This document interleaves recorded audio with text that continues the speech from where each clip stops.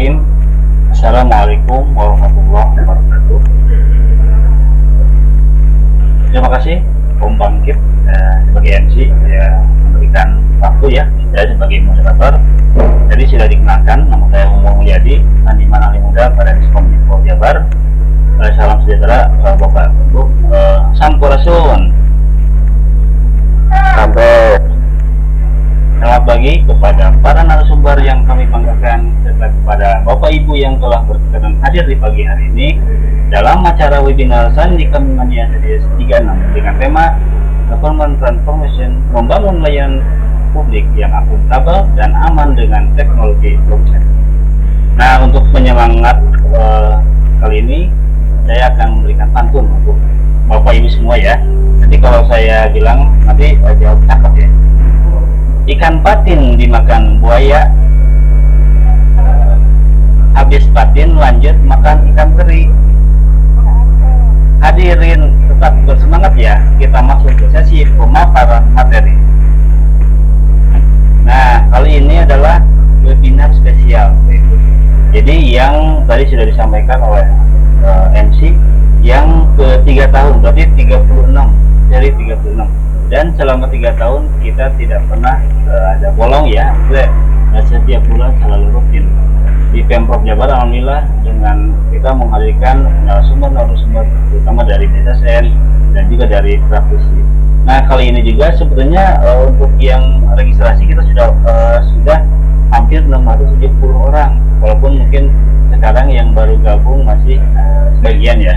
Ini mungkin boleh Bapak Ibu yang saya sapa dulu ya. Kalau misalkan ini dari perangkat daerah Pemprov Jabar, itu boleh diberikan raisen, silakan kasih raisen, boleh siapa aja. Nah, 1, 2, 3, 4, 5 banyak ya yang hadir dari Pemprov Jabar, perangkat daerah. Dan juga kita juga mengundang dari Diskominfo Kota. Ada kalau Jabar itu ada 27 Kota. Siapa nih teman-teman dari Kota yang hadir di sini, silakan berikan present. Alhamdulillah nih udah banyak ya. Ada Purwakarta, ada Majalengka nih. Ada Majalengka juga. Alhamdulillah Bapak Ibu Diskominfo Kota juga sudah juga melakukan literasi digital atau security awareness melalui webinar seperti yang dilakukan oleh Pemprov Jabar. Kalau Majalengka ada Super Kami ya, seputar informasi dilakukan juga mungkin 3 bulan sekali ya. Ada juga Tahu Sumedang Tahu Kami, pengetahuan informasi Kabupaten Sumedang. Alhamdulillah ada beberapa kota yang sudah melakukan webinar untuk juga pesertanya itu dari perangkat SKPD dari Kabupaten setempat. Nah, kita juga spesial untuk webinar ini kita mengundang Diskominfo se-Indonesia. Kita tadi sudah menggunakan Pak Kabid ya. Boleh memberikan reaction dari siapa aja nih yang hadir dari Pemda Diskominfo se-Indonesia. Mungkin ada ya, ini ada dari banyak juga tadi yang hadir di Tangsel juga hadir, alhamdulillah nih dari Diskominfo Tangsel, ada dari Papua mungkin ada ya di sini ya. Nah, selanjutnya juga ada dari akademis ini, dari universitas, silakan boleh, atau SMA itu mungkin berikan present siapa aja yang hadir di sini. Banyak sekali ya yang kita tidak bisa sebutkan satu. Alhamdulillah teman-teman ini bukan hanya dari dari Jabar, tapi juga ada dari kota gitu ya yang hadir. Nah, Bapak Ibu nanti disimak ya, karena di sini akan nanti di akhir acara itu akan ada kuis. Nah, kuisnya itu pasti tidak jauh dari materi yang akan disampaikan oleh para narasumber. Bapak Ibu, saat ini memang banyak perusahaan ya atau developer di Indonesia yang telah membangun proyek dengan didasari teknologi blockchain. Hal ini pun dilakukan dengan maksud menyambut kesiapan perekonomian di sektor industri digital. Blockchain sendiri pada prinsipnya diciptakan untuk dapat melengkapi sistem perekonomian sehingga industri bisa beroperasi secara lebih efisien, lebih mudah digunakan, serta lebih transparan dan tentunya lebih aman.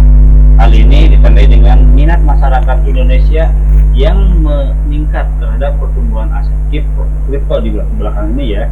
Namun nyatanya masih banyak orang yang belum mengenal teknologi blockchain mendukung transaksi. Nah, oleh karena itu Pemprov Jabar sendiri mungkin akan menjadi provinsi pertama ya yang serius menerapkan teknologi rantai blok atau blockchain ini dalam sektor pelayanan publik.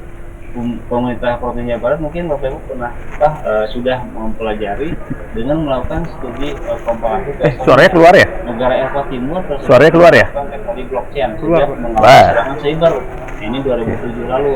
Tapi mereka baru melakukan establish itu menerapkan di 2012. Jadi 5 tahun. Seruangan dengan suara keluar mau berapa ya? Jadi Kang Emil sendiri Gubernur Jawa itu kemarin berkunjung ya, tadi sudah ada di pembukaan.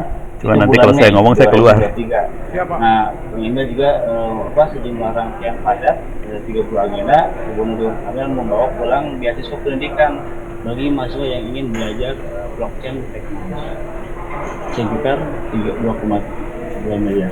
Nah, alhamdulillah telah hadir di tengah kita semua narasumber yang sangat berkompeten di bidangnya, yang siap membagikan ilmu agar kita dapat makin paham tentang apa sih teknologi blockchain itu dalam upaya menjaga keamanan. Baik, izinkan saya menyapa para narasumber terlebih dahulu. Para narasumber yang pertama yaitu selamat pagi kepada Ibu Dr. Betty Hayat Susanti. Selamat pagi Bapak Ibu Dr. Betty.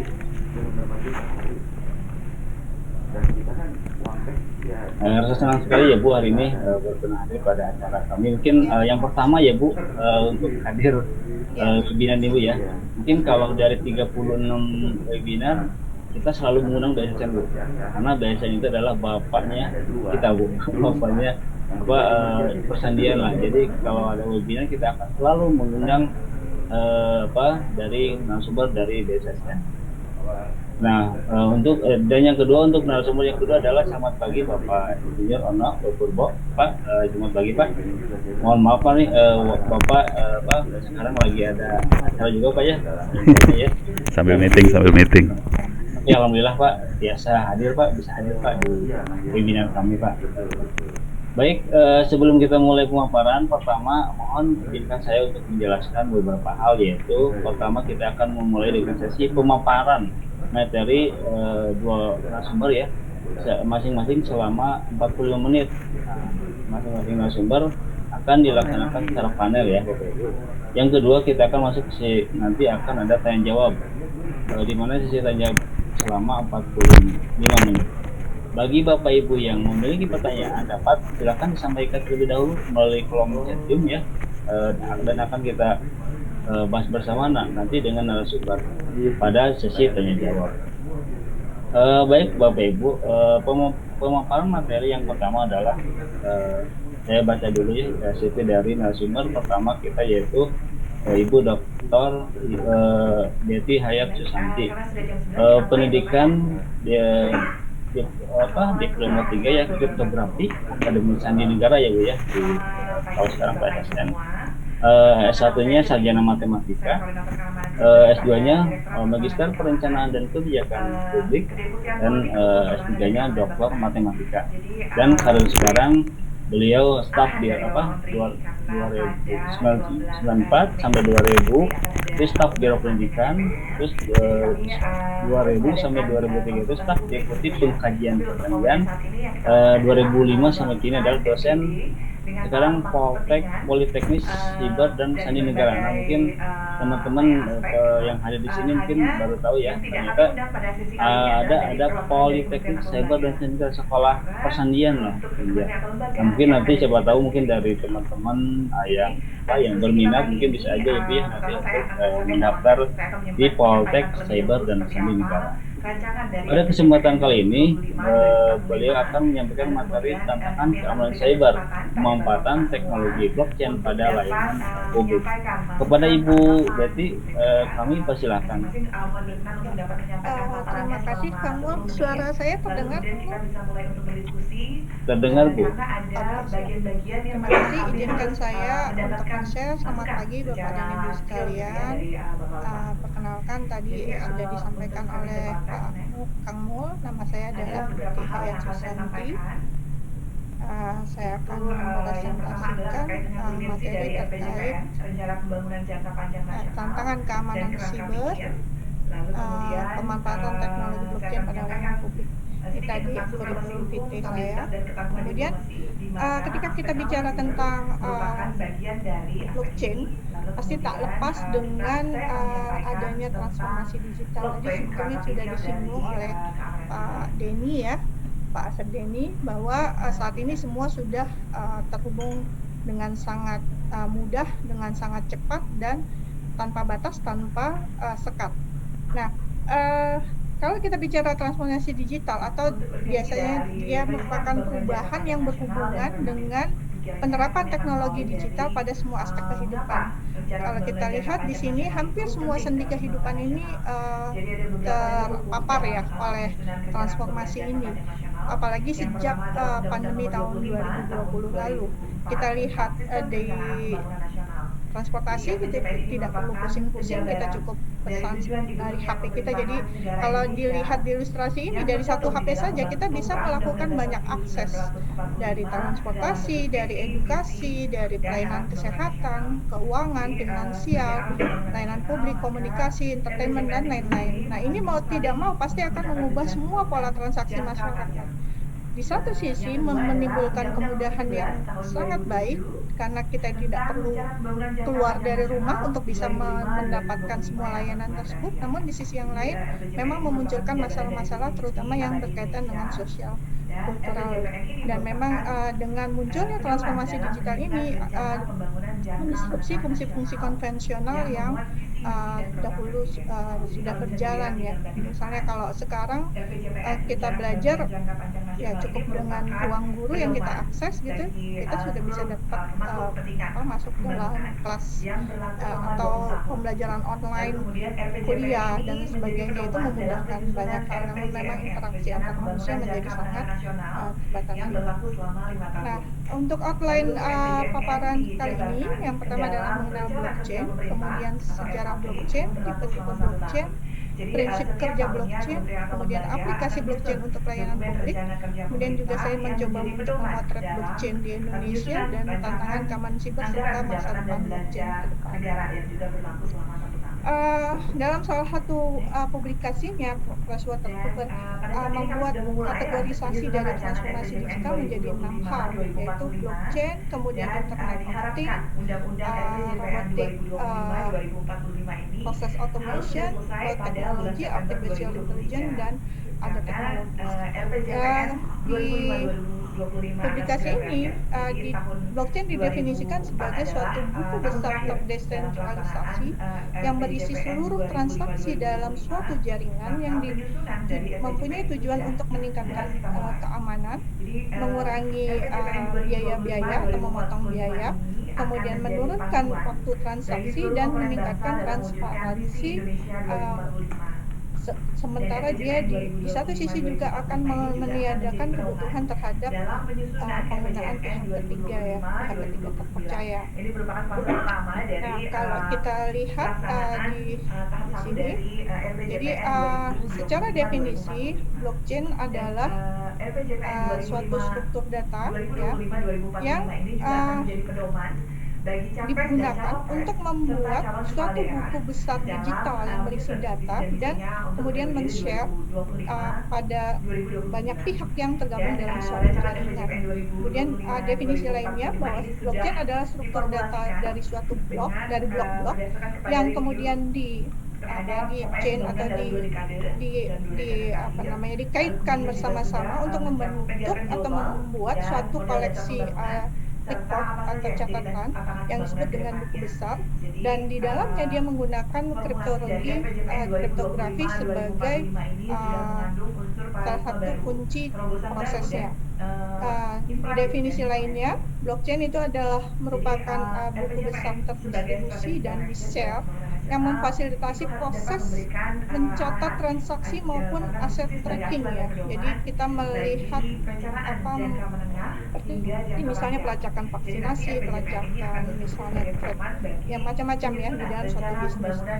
Aset ini bisa bersifat tangible, bisa berupa rumah, mobil, tanah dan sebagainya, atau intangible, misalnya kekayaan intelektual, paten, kemudian hak cipta, branding dan sebagainya.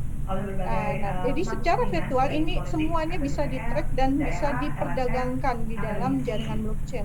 Dan tentunya akan mengurangi resiko maupun memotong biaya untuk keseluruhan pihak yang terlibat di dalamnya. Kepentingan visi dan misi calon presiden atau calon kepala daerah.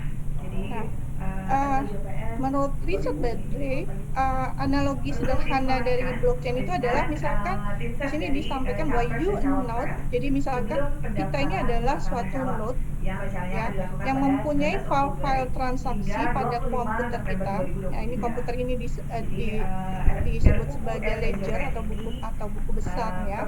Kemudian ada dua orang akuntan pemerintah, ini yang seringkali disebut sebagai miners di istilah-istilah di blockchain. Mereka memiliki file yang sama ya. Artinya bahwa karena mereka memiliki file sama, berarti ini didistribusikan ya. Kemudian ketika kita mau melakukan transaksi, maka komputer akan mengirimkan email ke setiap akuntan tadi untuk menginfokan bahwa kita lakukan transaksi. Nah, masing-masing akuntan tadi mencoba untuk melakukan pengecekan secepatnya ya. Sehingga dari secepatnya mereka bisa memeriksa tadi transaksi yang kita lakukan, maka mereka akan dibayar gajinya dengan Bitcoin. Nah, orang yang pertama atau akuntan yang pertama mengecek dan memvalidasi, kemudian dia akan menekan reply all ya, dengan memberikan logik dari perhitungan mereka ya untuk memverifikasi transaksi yang dilakukan. Ini yang disebut dengan proof of work, atau ini merupakan konsensus yang digunakan di dalam blockchain. Nah, setelah itu akuntan lainnya jika mereka menyetujui, maka kemudian seluruh dalam sistem ini akan mengupdate file-file tersebut. Nah, ini yang merupakan konsep dari teknologi blockchain ya. Jadi analogi sederhana proses kerja di dalam teknologi blockchain. Kemudian lanjut kita. Nah, kemudian ini salah satu CEO International Association for Trusted Blockchain, Mark Tavener, dia menyampaikan bahwa the blockchain is like a book. Jadi blockchain itu seperti buku. Halamannya itu dikasih angka, kemudian entry dari catatan tanah tadi itu tidak bisa diubah. Buku tersebut dipublikasikan dan semua orang bisa menyaksikannya, bisa melihatnya. Nah, karena buku tersebut disimpan di banyak tempat pada waktu yang sama dan tidak ada satupun yang bisa mengendalikan tadi seluruh node-node yang terlibat, maka siapapun itu tidak mungkin dia bisa meyakinkan bahwa ini adalah versi yang benar dari yang palsunya gitu. Jadi artinya memang dijaga. Ini tidak mungkin bisa dipalsukan atau tidak mungkin bisa diubah karena memang sistem maupun teknologi yang digunakan di dalamnya. Nah, kenapa kita menggunakan blockchain? Yang pertama karena proses bisnisnya akan menjadi lebih sederhana. Kita tidak perlu pihak ketiga atau perantara. Kemudian waktu proses lebih singkat, biayanya otomatis lebih murah. Nah, kemudian sistem jaringan terdistribusi menjadikan sistemnya menjadi lebih aman dan tidak mudah untuk dihack karena semua memegang catatannya. Jadi kalau misalnya salah satu diserang ibaratnya, maka masih ada catatan-catatan di tempat-tempat lainnya. Kemudian data lebih aman karena disimpan dalam bentuk hash. Nah, di sini peran kriptografinya dilakukan. Jadi dengan hash ini yang dijaga adalah autentikasinya, bahwa data tersebut tidak bisa diubah, dihapus atau dikembalikan seperti semula. Kemudian kerahasiaannya juga lebih terjamin, jadi karena menerapkan kriptografi. Kemudian datanya juga mudah ditelusuri karena semua tercatat, jadi auditable, borderless ya, tanpa batas, dan mudah mengintegrasikan dengan sistem yang sudah ada.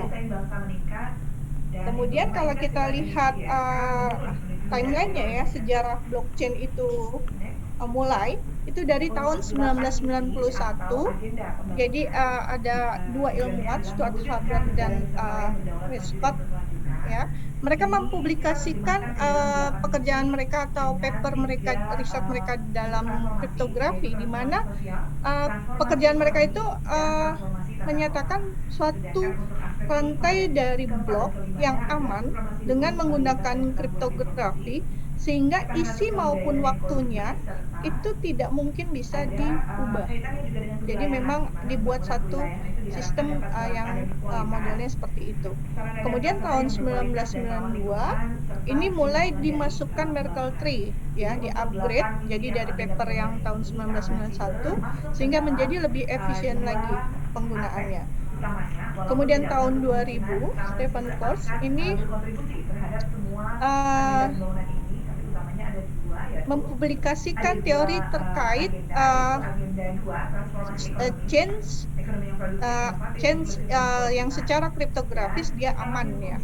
Kemudian tahun 2004 Hal ini dia mengenalkan terkait sistem digital cash.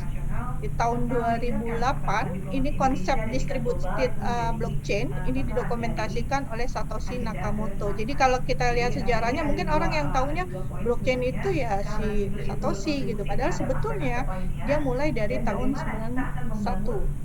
Kemudian tahun 2009 Satoshi Nakamoto merilis white paper terkait Bitcoin. Tahun 2014 itu kelahiran dari blockchain versi 2.0. Kemudian tahun 2015 Vitalik Buterin ini membuat dan melaunch jaringan Ethereum, ya. Kemudian tahun 2016 Bitfinex dihack dan ada 120.000 Bitcoin yang dicuri di dalam proses hacking tadi. Kemudian di 2017 sistem berbasis elektrooptik itu di launch. 2018 Bitcoin ini 10 tahunnya, ya, 10 tahunnya Bitcoin. Kemudian 2019 Ethereum Network ini secara total sudah melebihi 1 juta transaksi per harinya. Kemudian 2020 Ethereum melaunch Beacon Chain untuk Ethereum versi 2.0. 2021 NFT atau non fungible tokens ini mulai populer, dan tahun 2002 Metaverse yang kemudian populer, ya, juga ini terkait dengan blockchain. Nah, ini berikut adalah beberapa tipe blockchain, ya, yaitu public blockchain, private blockchain, dan federated atau consortium blockchain. Jadi kalau kita lihat di sini nanti ada detailnya. Jadi untuk public blockchain ini dirancang untuk sepenuhnya terdesentralisasi tanpa ada satu individu atau pihak lainnya yang mengontrol transaksi mana yang dicatat di dalam blockchain maupun urutan pemrosesannya. Jadi ini memang benar-benar tanpa kendali, ya.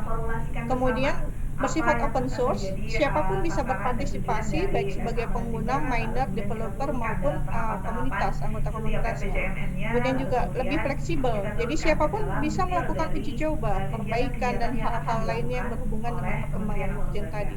Kemudian untuk verifikasi transaksinya ini dilakukan dengan metode konsensus seperti proof of work atau proof of stake dan beberapa konsensus lainnya. Untuk contohnya itu adalah Bitcoin, Ethereum, dan Litecoin. Yang kedua, tipe blockchain yang kedua itu adalah private blockchain. Ini tidak terdesentralisasi karena organisasi atau developer dapat mengendalikan penyebaran informasi maupun transaksi yang terjadi. Kemudian dia lebih cepat. Kenapa? Karena penggunanya lebih sedikit jika dibandingkan public blockchain. Otomatis waktunya juga lebih sedikit bagi network untuk mencapai konsensus, ya, sehingga dapat membuat transaksi jadi lebih cepat. Kemudian dikembangkan spesifik biasanya untuk mendukung kinerja suatu perusahaan, ya, biasanya untuk melakukan riset, database produk atau jasa suatu perusahaan. Contohnya adalah Ripple, Multichain, dan lain-lain. Kemudian tipe yang ketiga atau terakhir yaitu konsorsium blockchain. dikembangkan bersama oleh suatu kelompok atau kepentingan tertentu, ya. Blockchain private yang diberdayakan oleh lebih dari satu kelompok. Jadi ini ya hybrid ya, seperti itu, konsorsium. Kemudian memiliki semua fitur blockchain private termasuk transparansi, privacy, efisiensi, dan nggak ada satupun yang memiliki kekuatan konsolidasi. Kemudian juga dia memiliki node validator yang dapat melakukan dua fungsi, yaitu validasi transaksi atau menerima transaksi atau memulai, ya. Contohnya adalah Quorum, Hyperledger, Corda, dan lain-lain. Lanjut. Nah, kalau kita lihat prinsip kerja blockchain, ini saya ambil dari info komputer, ya. Jadi misalkan seseorang dia mau mengajukan permohonan transaksi, maka permohonan tersebut diteruskan ke jaringan blockchain yang terdiri dari banyak komputer atau banyak node. Setelah itu, tiap node ini akan melakukan validasi dengan menggunakan algoritma khusus. Ya. Kemudian validasinya bisa berupa transaksi, kontrak, sampai catatan kejadian. Nah, di sini nih digunakan fungsi kriptografi di dalam. Setelah itu validasi dilakukan, transaksi ini baru dijadikan suatu blok data yang kemudian disambungkan ke blok yang sudah ada sebelumnya. Nah, sambungan ini melibatkan parameter yang unik dan saling terhubung sehingga mustahil untuk dimodifikasi di kemudian hari. Dan sini juga kita melihat nanti untuk hash dan sebagainya. Setelah semua tersambung dengan sempurna, maka transaksi dinyatakan komplit. Nah, menurut Harvard Business Review, kalau kita lihat prinsip kerja blockchain, yang pertama adalah database terdistribusi, bahwa setiap pihak yang bergabung dengan blockchain dia memiliki akses ke seluruh data dan sejarah transaksi lengkap tanpa pengecualian. Nah, ini adalah bentuk transparansi murni dan mengadopsi sistem database terdesentralisasi. Jadi memang siapapun bisa mengecek transaksi yang ada di dalam database tersebut. Kemudian setiap pihak juga bisa memverifikasi tadi, ya, tanpa butuh pihak ketiga terpercaya. Nah, kemudian transaksi peer-to-peer. Jadi komunikasi atau transaksi terjadi antar pihak tanpa node perantara.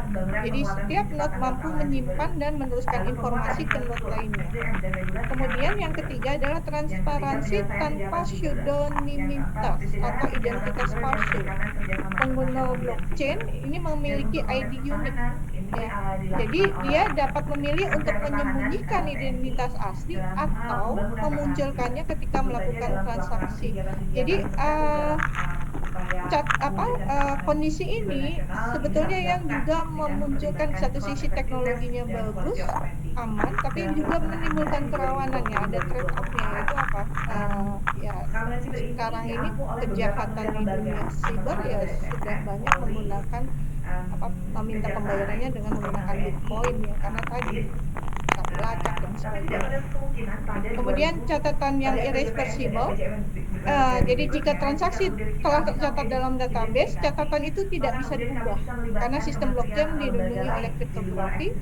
Kemudian sistem ini juga dilengkapi berbagai algoritma yang membuat semua transaksi sudah tersusun kronologis dan dapat diakses oleh seluruh pihak yang terkait. Jika ingin mengubah data satu transaksi, maka seluruh data harus dihapuskan dan memulai semua dari awal.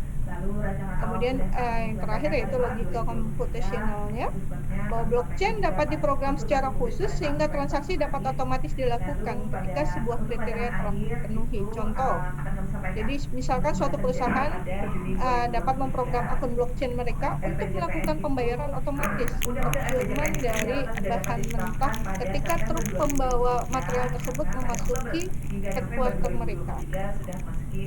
Seperti itu. Nah, ini adalah aplikasi blockchain. Kalau kita lihat di sini entertainment, teknologi, media, law and crime, transportasi, layanan pemerintahan, kemudian human rights, finance, kontrak, dan sebagainya. Jadi memang sudah merambah dalam segala aspek kehidupan, ya. Saya juga Jadi baru memang ada sudah beberapa bukan yang saya baru suatu bertemu yang pertama kali, mohon ini berkenan untuk dapat misalnya perkenalkan contohnya diri. seperti ini real Terima estate, kasih. digital Wassalamualaikum identity, warahmatullahi wabarakatuh. kemudian content platform, internet of things, travel, food safety dan sebagainya. Ini adalah saya ambil dari salah satu website yang memang membuat atau memotret transformasi digital terkait blockchain yang digunakan di seluruh dunia. Ini dari sisi sama aplikasi blockchain masih kita lihat real estate, kepemilikan, manajemen data, layanan, government, dan enterprise. Ini contoh-contoh beberapa contoh di Korea, Samsung ini sudah menggunakan dalam proses sistem ini ya. Kemudian sebagai Direktur untuk Data Privacy untuk di video saya pernah di Slambersih, di Thales, pernah di Pro. Ini dalam masih hal yang sama dalam jaringan sosial, retail, kemudian layanan kesehatan, manufaktur dan sebagainya. Ini adalah contoh-contoh penggunaan blockchain di dunia ya. Government ini esensial, kemudian identification, mobile payment, asuransi ya, land registry dan sebagainya. Tadi sempat disampaikan oleh Pak Asep terkait apa yang mau dilakukan oleh Pemprov Jabar. Saya menyambut baik ya bahwa sudah mulai dicoba untuk menggunakan sistem blockchain di dalam penyelenggaraan layanan publik ya Pak. Terima kasih Bu Firly, salam kenal Bapak Ibu senior. Kalau kita lihat peran blockchain bagi pemerintah, ada dua hal, yaitu berbagi sumber daya melalui buku besar tadi, ya, menggunakan kriptografi. Tujuannya adalah untuk membantu melindungi data sensitif warga negara. Jadi ada satu survei yang dilakukan oleh Deloitte, ya, dia melakukan survei global blockchain pada tahun 2021. Dan dari survei ini ternyata kemudian disampaikan bahwa 81% responden ini menyetujui bahwa blockchain ini memang butuh digunakan atau diadopsi, dan 73% dari mereka membagi bahwa organisasi ini kehilangan keunggulan kompetitifnya karena mereka tidak menggunakan digital asset maupun blockchain sebagai salah satu solusinya. Dan rata-rata memang dinyatakan bahwa penggunaan blockchain itu ditujukan untuk menggantikan sistem sentralisasi yang tidak efisien, yang bisa jadi juga tidak aman. Karena ketika kita tersentralisasi, maka yang perlu dipastikan adalah kepercayaan terhadap pihak ketiga yang menggunakan sistem tersebut. Apakah memang data yang disimpan di sana itu bisa aman ya, atau tetap rahasia. Selain itu juga yang pasti akan lebih mahal. Nah, ini peran yang kedua adalah membantu institusi membagi sejumlah masalah yang ada dalam proses garap pemerintahan. Tadi sudah disampaikan terkait kelemahan digitalisasi, masalah privacy, korupsi. Kenapa? Karena di dalam blockchain kita tahu bahwa akuntansinya dia akan dilakukan secara berkelanjutan, kemudian informasi yang sudah dicatat itu tidak mungkin diubah, kemudian juga ada transparansi dari data transaksi yang dilakukan dan mudah ditelusuri ya transaksi yang terjadi.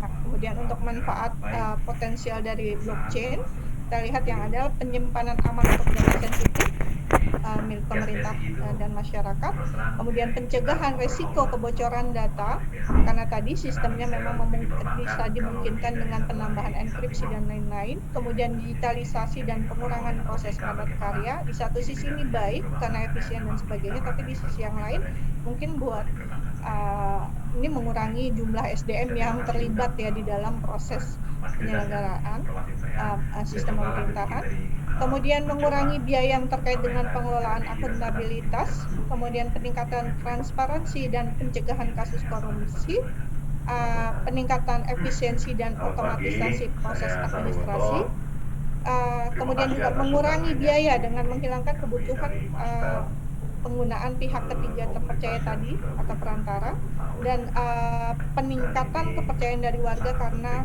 transaksi yang dilakukan pasti dijamin transparan. Ada 8 kasus penggunaan blockchain ya, ini dari Pixeltrack saya ambil.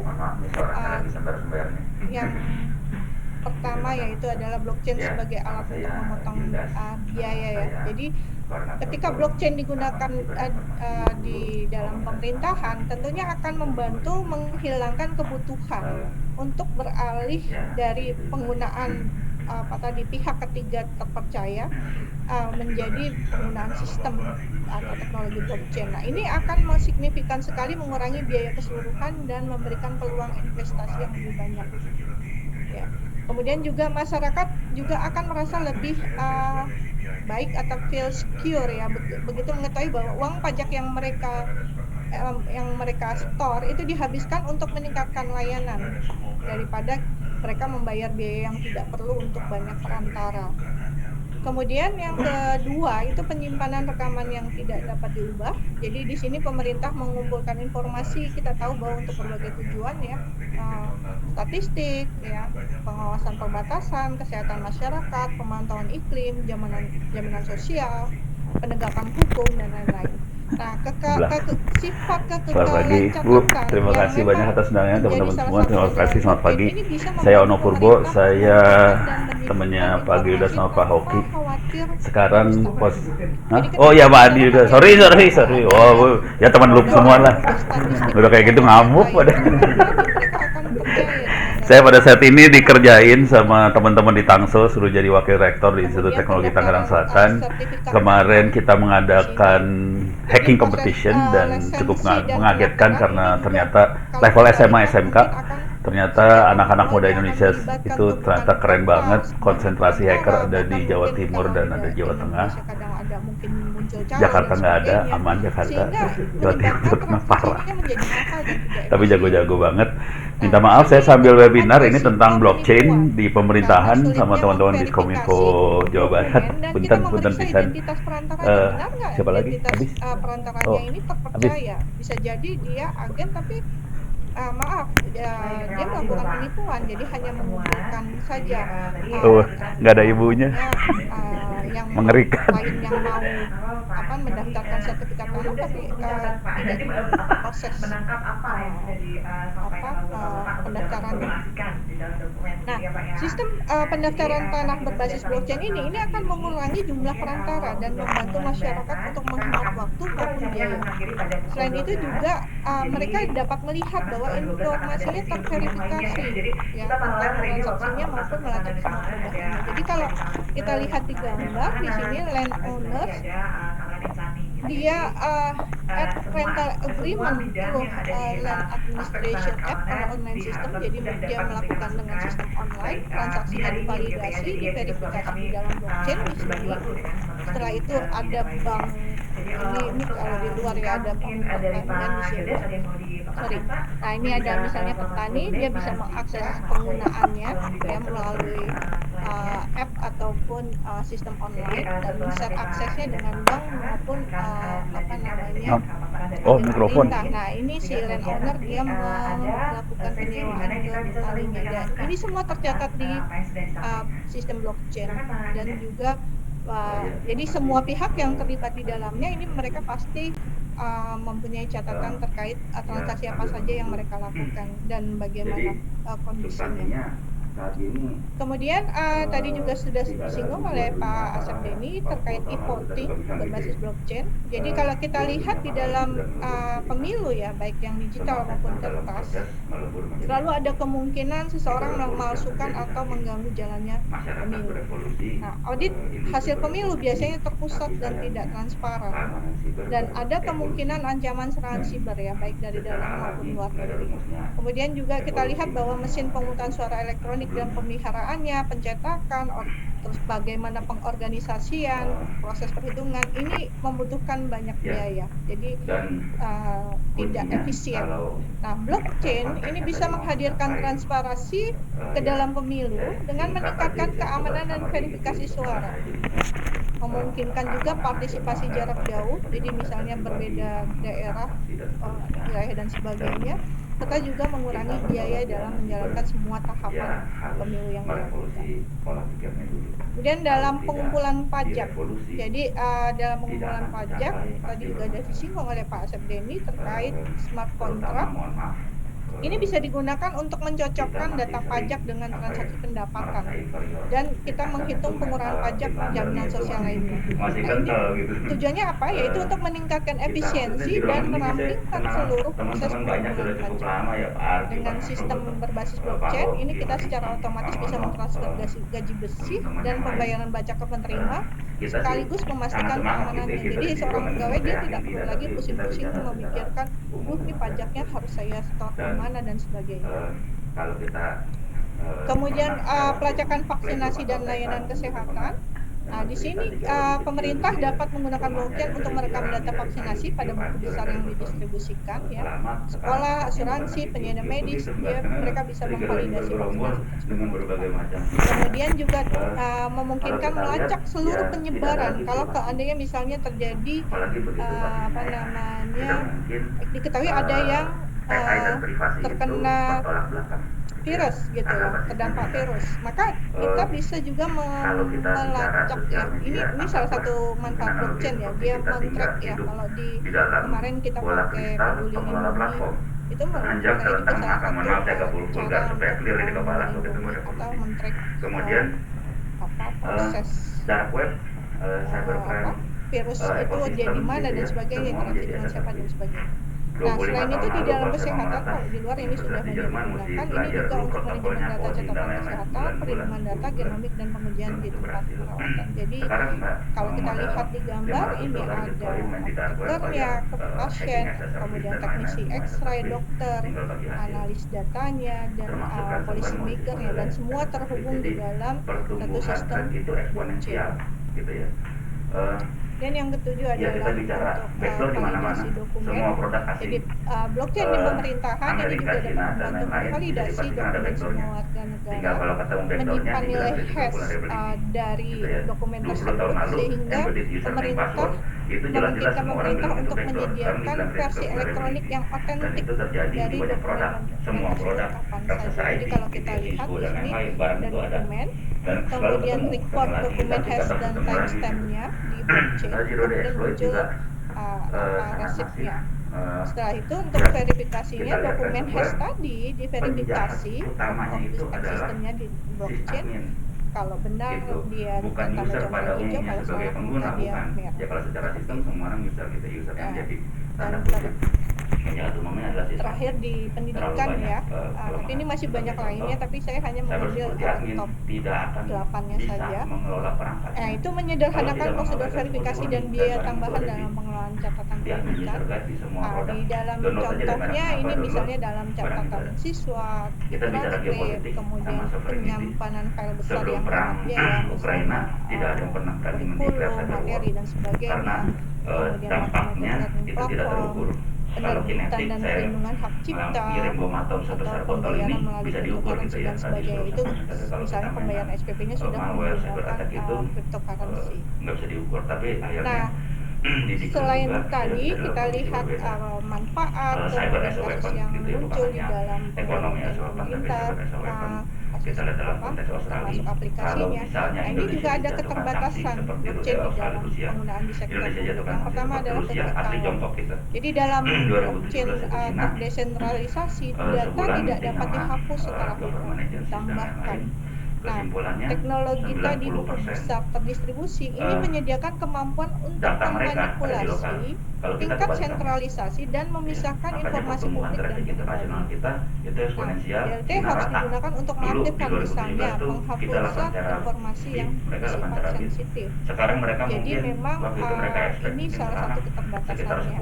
Jadi kita mungkin sekarang udah maka puluhan. muncul tipe-tipe blockchain lainnya juga karena hal ini. Kalau mau Kemudian dirangkum mungkin gangguan. Jadi badan kita ada di kebanyakan Indonesia, orang otak kita 90% mengasosiasikan ada di luar. blockchain itu Dan dengan itu Bitcoin. pelakunya mulai Nah, dari ketika kita memisahkan startup ide sampai blockchain kementerian dari mata lembaga. Ya, uang kalau digital, swasta kemudian oke kita lah, menjelaskan masih bagaimana tanda kutip bisa teknologi dimengerti. dapat digunakan untuk Ingin mempromosikan tata keuntungan kelola yang lebih besar-besarnya. efektif. Tapi waktu pemerintah Kemudian melakukan skalabilitas. itu, Jadi ya nggak mungkin. di dalam Kenapa? skalabilitas Waktu kita itu bicara yang public utama cloud, adalah tantangan mau disummary jadi konsumsi 5. energi dan 5 pejabat Google, skalabilitas. Microsoft, Apple, Ya, Facebook, ini menyebabkan IBM, blockchain itu Amazon. terutama di sektor Bahkan publik ya, itu terbatas cakupannya. Itu Kenapa? Karena kayak ada gitu, masalah makin lama makin karena baru, dia harus dicek dan sebagainya, Nggak, jaringannya satu juga titik. siapapun Mau keluar tidak ada nggak bisa, pengaturannya susah ini, nih jadi nyambung. akan menjadi Dan kita lebih dalam proses itu lama juga dan juga mengalami butuh banyak resource yang sangat besar.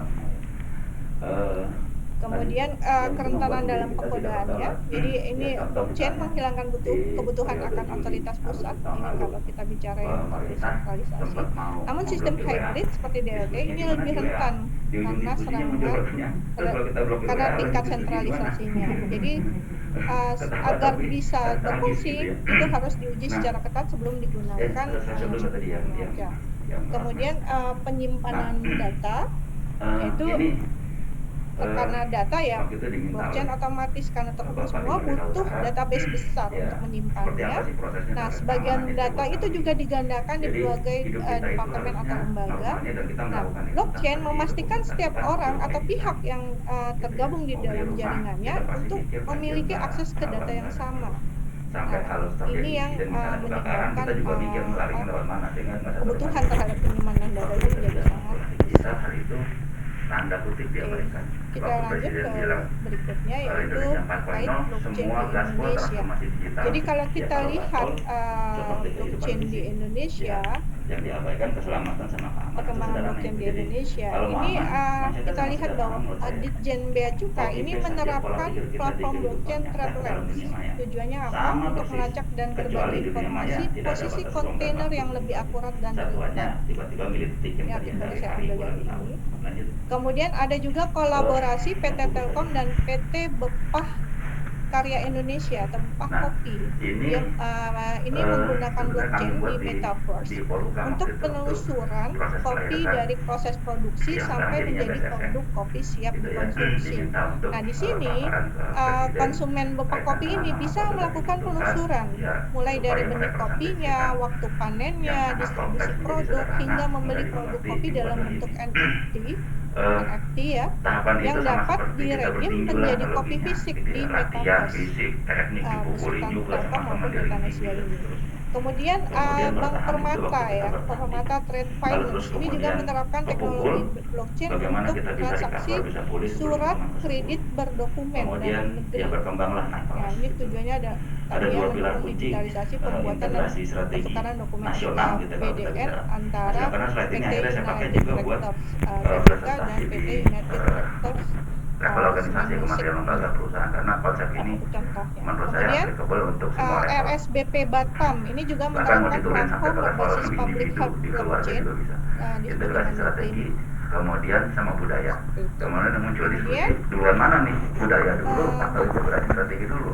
Bagaimana mungkin nah membuat ini integrasi adalah strategi beberapa yang benar aplikasi kalau pola pikirnya masih blockchain di bermasalah? Indonesia. Itu basic logiknya, Ya, gitu ya. penerapan Dan sistem blockchain pajak 2007 tax payment kami application.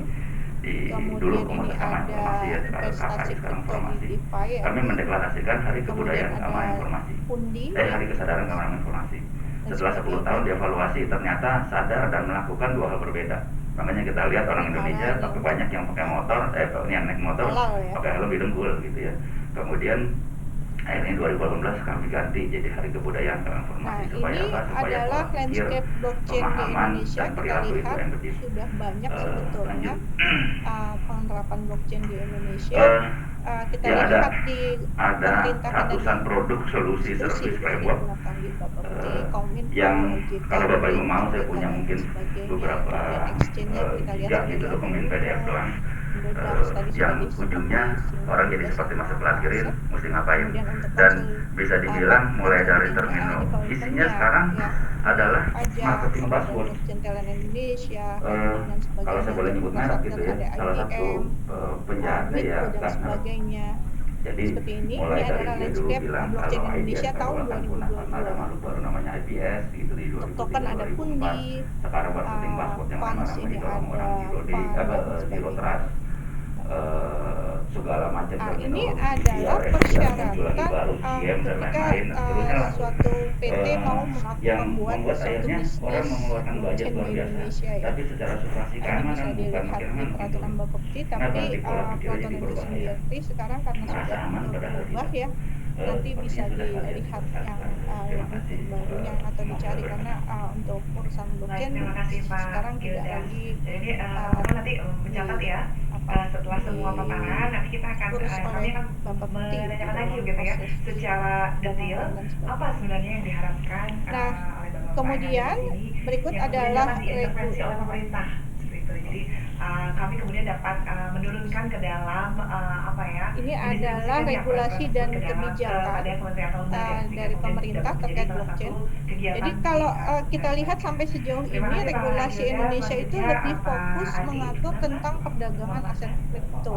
Ini saya ambil dari peraturan Bapepti tahun 2021 nomor 8 tahun 2021 pasal 1 ketentuan umum. Jadi aset kripto adalah komoditi tidak berwujud yang Baik, berbentuk terima digital kasih aset Bu Dini. Ini tadi menggunakan Bapak kriptografi, Gilda sudah sampaikan, jaringan dan peer-to-peer, dan buku saya besar yang bukan bilang sepakat, terdistribusi tapi itu fakta. untuk mengatur penciptaan unit baru, memverifikasi transaksi, dan mengamankan transaksi tanpa campur tangan pihak lain.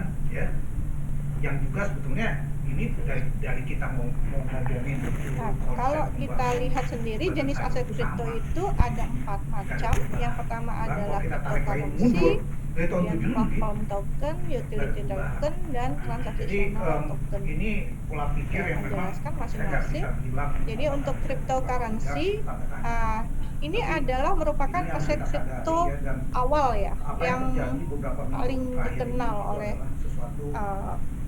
dunia ya, oleh masyarakat seluruh dunia. Jadi karakteristiknya ini mirip dengan mata uang real ya, tapi dia mempunyai sifat desentralisasi. Tujuan dari sisi ini atau cryptocurrency ini dia bertindak sebagai uang atau tadi ya currency digital yang menawarkan layanan yang lebih aman maupun desentralisasi kepada user-user yang terlibat atau menggunakannya. Nah, untuk saat ini sisi ini difokuskan jadi supaya dia bisa melakukan transaksi lebih cepat dibandingkan dengan transaksi menggunakan uang asli ya, uang fisik tadi. Nah, jadi nilai dari cryptocurrency ini sendiri ini tergantung dari total atau supply dari total maupun supply sirkulasinya, kemudian permintaan terhadap koinnya, kemudian rate dari membangkitkan koin barunya, dan termasuk dengan sistem blockchain yang digunakannya.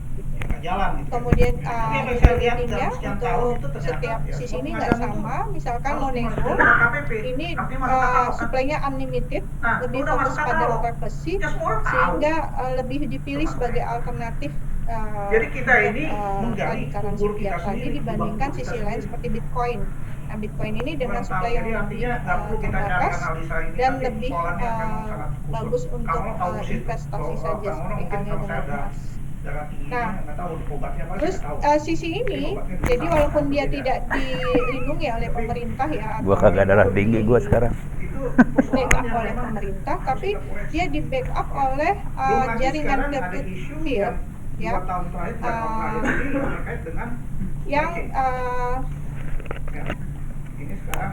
yang menggunakan jutaan komputer ya, dan dalam pemrosesannya ini 6-8 kali lebih besar daripada 500 superkomputer yang dikombinasikan. Nah, ini ada beberapa negara seperti Venezuela dan Rusia, ini mereka malah melaunch sisi sendiri yang memang di backup oleh mereka. Tujuannya adalah untuk mengkapitalisasi penggunaan dari blockchain itu sendiri. Contoh dari sisi misalnya Bitcoin, Monero, Dash, Zcash, Bitcoin Cash, Kemudian yang berikutnya yaitu platform token. Jadi kita punya satelit sampai sekarang. Nah, PT ini didesain sebagai platform untuk desentralisasi project desentralisasi lainnya. Nah, di dalam PC ini menggunakan teknologi blockchain ya untuk membuat atau membangun database yang terdistribusi pada seluruh komputer ya. Dan tujuannya adalah untuk mengatasi keterbatasan dari server tradisional. Nah, ini database-nya nggak bisa di-shutdown atau rusak ya selama komputer tadi kontribusi terhadap setiap transaksi di sini. Kenapa? As long as the computers are contributing to it as every transaction required. Karena setiap transaksi ini dia butuh komputer yang berbeda untuk memverifikasinya dan menghilangkan sembarang inkonsistensi. Dan PT seperti Ethereum ini juga dia menggunakan layer teknologi yang disebut dengan smart contract ya, itu merupakan suatu komputer code yang harus dipenuhi ya untuk melengkapi transaksinya. Kemudian nilai dari PT meningkat dengan peningkatan penggunaannya oleh crypto aset lainnya. Pelajaran mahal udah kita lalui dalam contohnya adalah Ethereum Classic, Neo, EOS, kemudian New Economy Move. Kemudian utility token atau UT ini disebut sebagai protokol tokens. Ini menotasikan decentralized service atau layanan desentralisasi atau unit desentralisasi, yang unit dari layanan desentralisasi yang dapat dibeli, dijual maupun dikumpulkan atau dimiliki. Ya, sama halnya dengan service token lainnya, PT ini dapat di exchange ya untuk spesifik service like distributed storage, video game currency dan sebagainya. Maaf ini. Contohnya adalah Golem, Song, Siacoin, Omisgo dan Augur.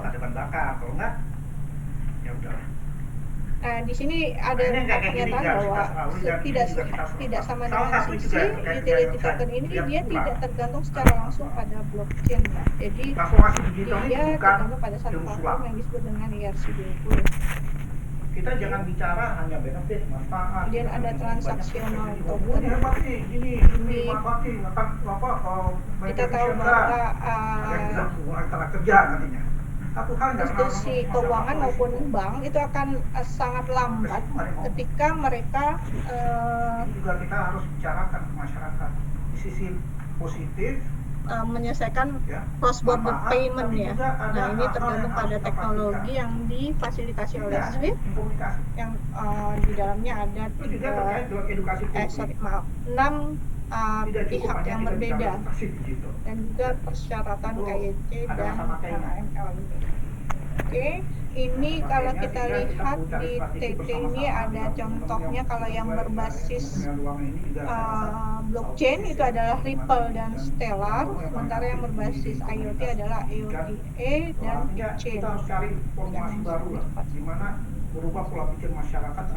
Nah, sekarang jadi kewaspadaan itu harus dibenamkan menjadi bagian dari budaya sadar keamanan digital. Kemudian kita lanjut pada regulasi dan kebijakan keamanan siber sektor perdagangan aset kripto.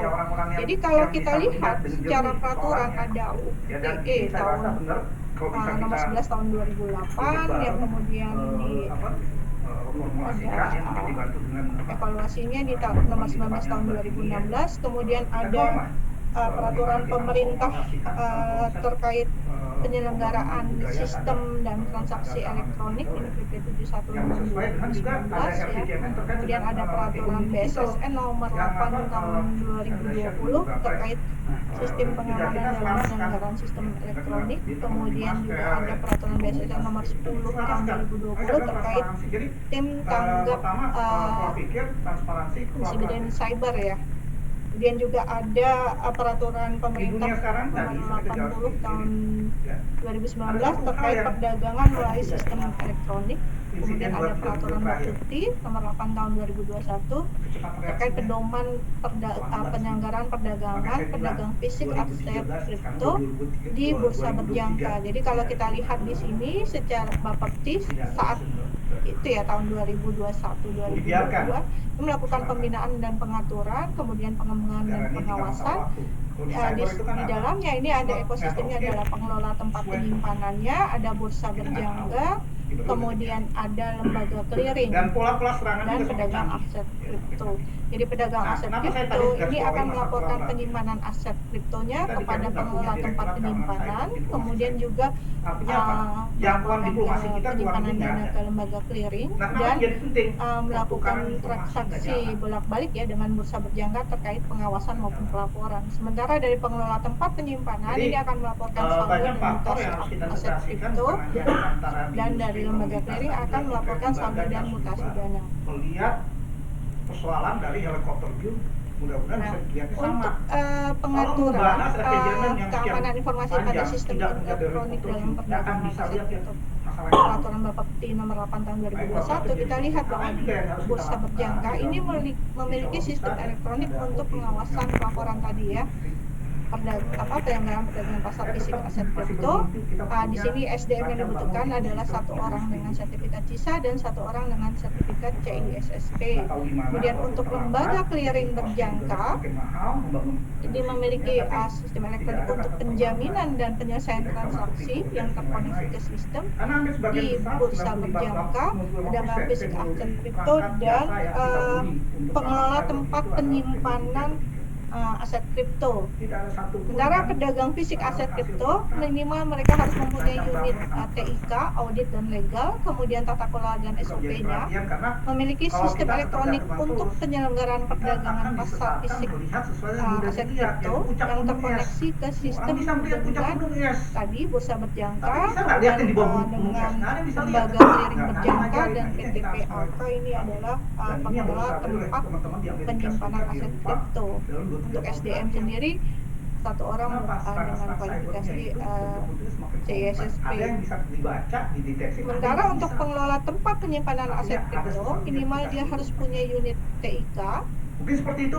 pengawas internal, takel dan menrisnya, manajemen risiko dan legalnya, kemudian tata kelola dan SOP, memiliki sistem elektronik untuk penyimpanan aset kripto yang terkoneksi ke sistem di LKB dan PFAK. SDM-nya adalah 1 orang CISA dan 1 orang CISSP. Untuk persyaratan teknis atau keamanan untuk SE itu sendiri harus punya PCP, kemudian DRC-nya harus di dalam negeri, lebih dari 20 km letaknya, ISO 27001, kantor perwakilan resmi di Indonesia. Kemudian basis data dengan spesifikasi backup, sertifikasi ISO 27000 plus SOA ISO 27017 dan ISO 27018. Ini jika menggunakan cloud service.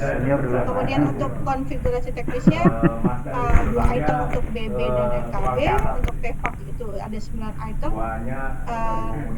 untuk PTPAK ya.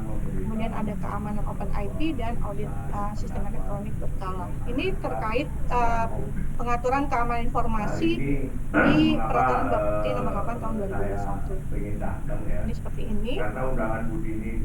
Untuk perdagangan aset kripto di Indonesia per November 2022, ini datanya kami ambil, ada 25 calon pedagang fisik aset kripto berizin, ini mendapatkan tanda daftar. Kemudian ada 283 jenis aset kripto yang dapat diperdagangkan di peraturan Bapepti nomor 11 tahun 2022. Kemudian untuk perkembangannya sendiri kita lihat di tahun 2020 64,9 triliun, 2021 naiknya luar biasa menjadi 859,4 triliun, dan 2002 ini mengalami penurunan 296,66 triliun. Untuk penerimaan pajaknya sendiri adalah 246,45 miliar. Untuk aturan PPN dan PPH, transaksi kripto berlaku sejak Mei 2002 berdasarkan PMK nomor 8 tahun 2002. Untuk perubahan regulasi saat ini, jadi ada UU 4 tahun 2023 tentang pengembangan dan penguatan sektor keuangan. Nah, ini negara sudah mengakui rupiah digital sebagai alat pembayaran. Nah, untuk pengawasan dan pengaturan perdagangan aset kriptonya beralih tidak lagi di Bapepti namun ke Otoritas Jasa Keuangan atau OJK. Sebenarnya kita itu juga pengen mengubah kan? Ini kita masuk ke outline terakhir, yaitu tentang keamanan siber blockchain ya. Yang pertama adalah regulasi, bahwa kita tahu karakteristik kunci dari blockchain itu kan setiap pihak tidak dapat menghapus atau memodifikasi transaksi yang sudah dilakukan. Nah, ini bisa menjadi masalah. Kenapa? Karena pada tahun lalu ya, kita di Indonesia kan sudah muncul atau sudah publikasi undang-undang terkait pelindungan data pribadi. Pasal 8 itu disebutkan bahwa subjek data pribadi memiliki hak untuk menghapus data mereka.